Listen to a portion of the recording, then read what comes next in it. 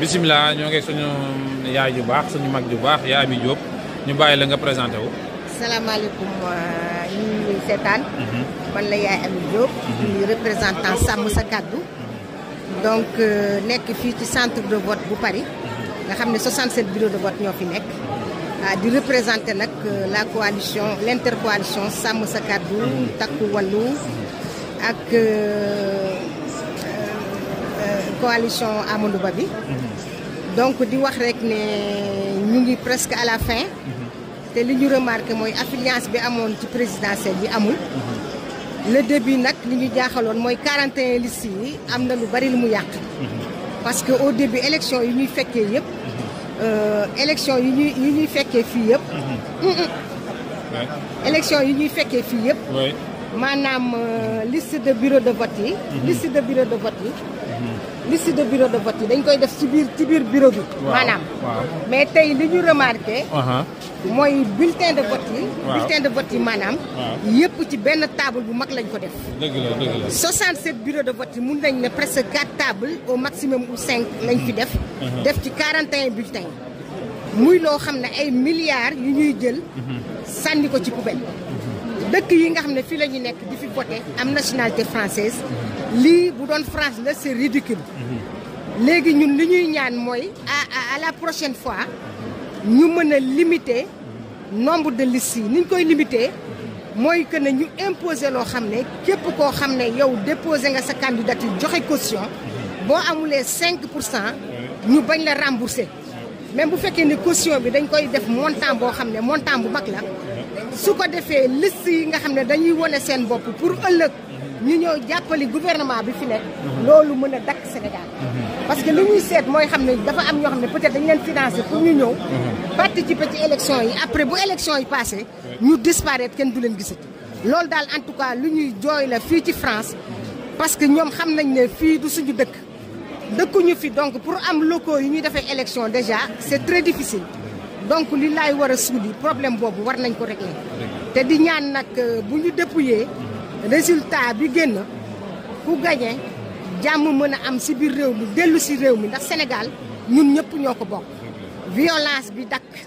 waaw ndax réewu Sénégal réewu démocratie la képp ku ci nekk war nga mën a am droit wax loo xam ne xalaat nga ko ak loo xalaatul pensée unique temps wu Senghor la woon parti unique temps wu Senghor la ñoo évolué nañu Senghor ak léegi 1960 ba léegi ay at romb na fi donc tey jii dañu war a changer li xaw Sénégal ku am lu la naqari ak koo xam ne d'accord nga mën koo wax ku nekk bokk fi nga bokk kuy gañe nga gañe loolu la ñuy ñaan waaw yàlla def jàmm ci réew mi ba nga xam ne réew mi développé sénégalais yi sonn nañu comme ça mu wàññeeku.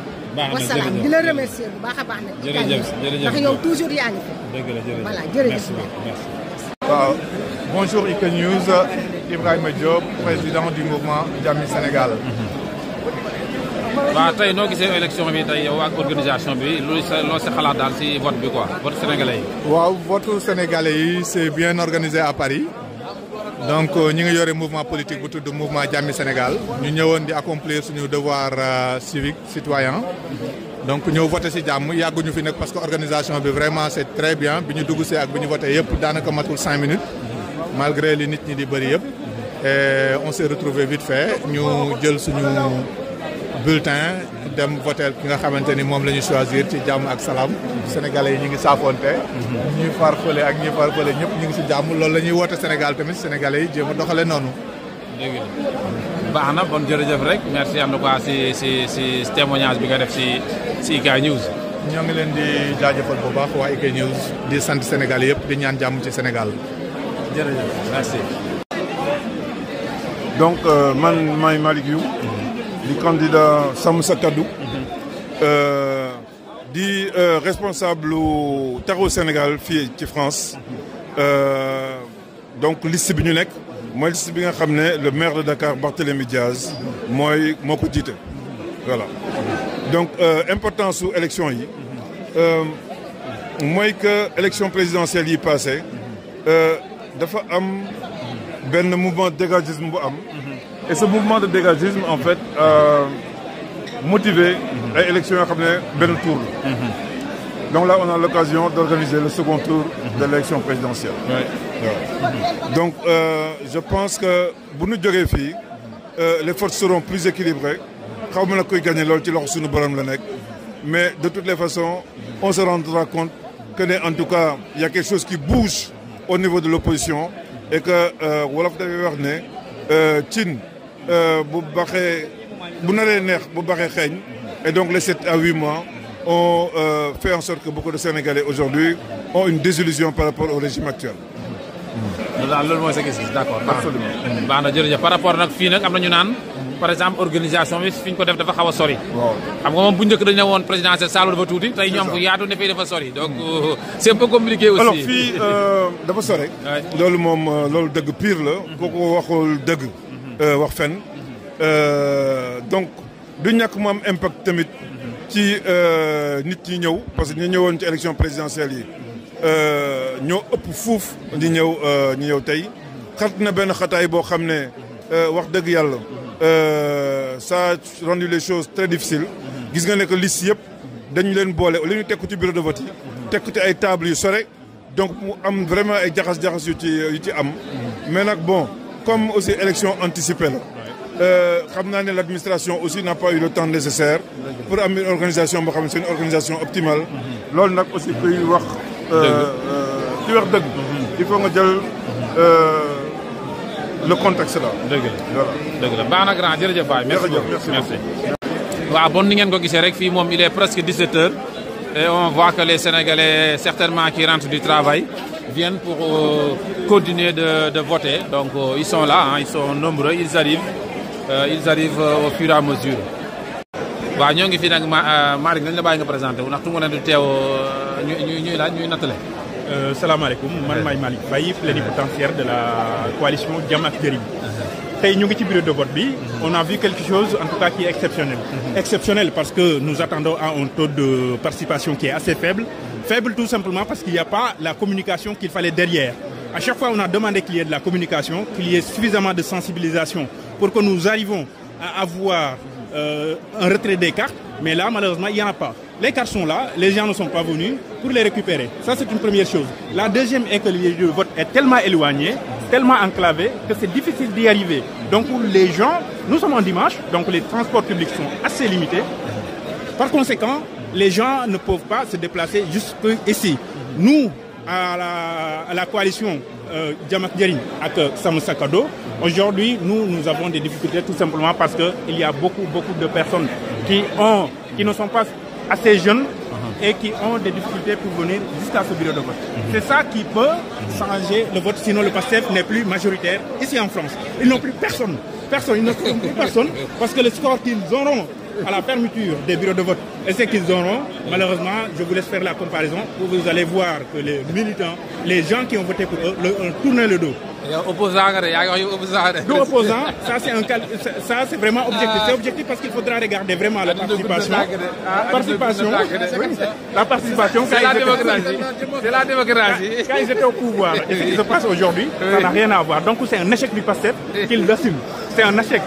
Parce que c'est eux qui ont l'administration, qui doivent donner des moyens à l'administration. Tu vois le consulat est dans un état catastrophique. Mais ils ont déjà installé ici? Ils n'ont rien installé au consulat. Il n'y a pas d'eau dans les toilettes. Les toilettes sont fuies. Il n'y a pas nous sommes en hiver, il n'y a pas de chauffage, assez de chauffage. Il y a tellement de choses. Donc, non, moi, il faut nous gagner pour s'occuper du consulat, pour s'occuper des agents du consulat, parce que c'est des braves gens. Ils veulent travailler, mais malheureusement, le PASTEF ne les aide pas. Le PASTEF n'aide personne. Mais il faut les laisser installer quand même. Le PASTEF ne Ils sont déjà installés, on gère un pays. Est-ce qu'ils ont déjà nommé un consulat déjà ici? Eh bien, parce qu'ils n'ont personne, ils n'ont pas de profil. Malheureusement, ils étaient là, dit on a des gens, ils n'ont personne. Il n'y a pas de compétence à PASTEF. Il n'y a pas de compétence, ce n'est que parler. Et malheureusement, à un certain moment, tu choisis des gens, tu sais qu'ils ne peuvent pas faire, eh bien, ils n'arrivent pas. Parce que s'ils choisissent, ils n'y ont pas en fait. Ils n'ont pas de responsabilité, enfin, ils n'ont pas de compétence. Mais, en tout cas, ce que je veux dire, moi, l'équipe du quand même, nous essayons, c'est des gens, c'est des diplomates. Ils essaient de faire quelque chose, mais il n'y a pas les moyens. Il faut qu'ils leur donnent les moyens pour qu'ils puissent travailler et que le PASTEF arrête ce qu'il fait. Vraiment, c'est ce que nous demandons. waaw grand yow ñu déglu tamit yow nga présenté wu rek wax ñu looy xalaat ci élection yi. waaw man maa ngi tudd Abdoul Karim je suis le mandataire de la coalition Jàmm ak Njariñ ak Sàmm Sa Kàddu effectivement tey ñu ngi fii ci Paris di wuyu aussi c'est un moment de démocratie donc effectivement ni ko sama naataango bi léegi di mu ko waxee mu ngi nii taxaw en fait tey boo gisee ñu ngi am benn taux d'abstention bu dara doy waar waaw c'est vrai que d'habitude élection législative bokkul ak élection présidentielle waaye tout ça c'est parce que tout le monde a été surpris donc élection partielle ñun xamuñu ko donc là aujourd'hui tout le monde est surpris les nouveaux inscrits amul nit ñi retiré wuñu seen i carte donc c'est vraiment un truc très compliqué moo tax vraiment mu ngi wane tey jii amuñu un taux assez correct waaw donc loolu nag ñu ngi vraiment ñu ngi ci ŋaññ la nouvelle équipe waaw.